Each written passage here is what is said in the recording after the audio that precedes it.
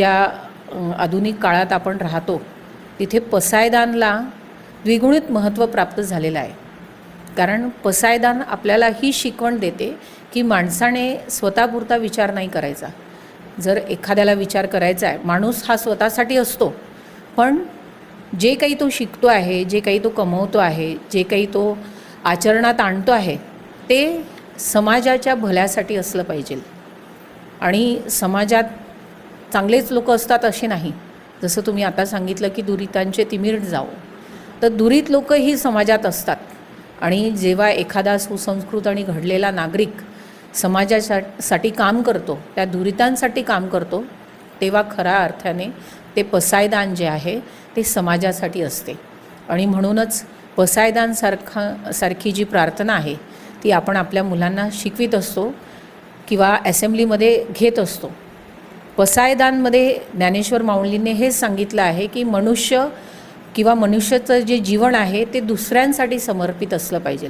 प्रत्येक मनुष्य हा स्वतःसाठी बरंच काही करतो. आज जर आपण मुलांची गोष्ट घेतली तर मुलं स्वतःसाठी शिक्षण घेतात, खूप उच्चभ्रू समाजात वावरतात, खूप मोठी नोकरी करतात, खूप पैसा कमवतात, पण त्याचा अर्थ खरा आहे का? नाही.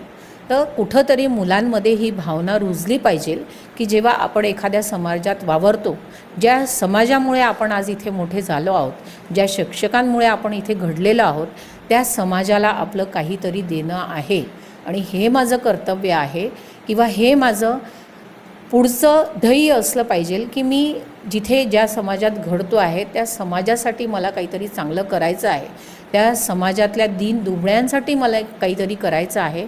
आणि म्हणूनच पसायदानसारखी मराठी प्रार्थना जी 700 वर्ष पूर्वी लिहिलेली आहे ती आजही उपयोगी ठरते आहे.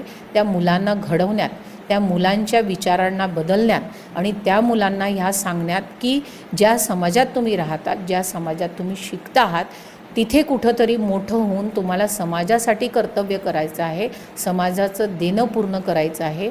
आणि म्हणूनच पसायदानसारखी इतकी जुनी प्रार्थना आपण आपल्या विद्यार्थ्यांना सांगतो, जेणेकरून विद्यार्थ्यांच्या त्या निर्मळ मनावर ज्ञानेश्वर माऊलींची जे बोल आहेत ते उमटावे आणि उद्या भविष्यात घडणारे हे नागरिक पण समाजासाठी काहीतरी करू शकतील, या इच्छेने ही प्रार्थना आपण आपल्या असेंब्लीमध्ये घेत असतो.